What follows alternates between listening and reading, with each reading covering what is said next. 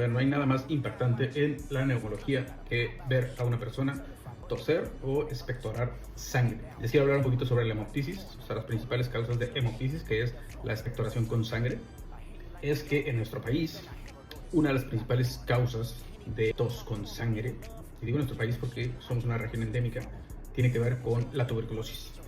Una persona que tose sangre o tiene expectoración con sangre, ya sea flema pintadita o pura sangre, ¿sí? Es la tuberculosis. Por el tipo de lesiones pulmonares que puede llegar a dar, tenemos que siempre pedirle prueba para tuberculosis. La segunda causa son los tumores pulmonares o el cáncer pulmonar.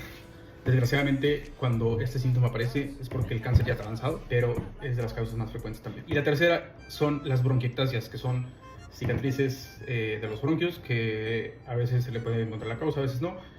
Cuando tenemos expectoración con sangre, suele ser porque esas bronquiectasias pueden estar infectadas. Hay que darle un tratamiento para esas infecciones.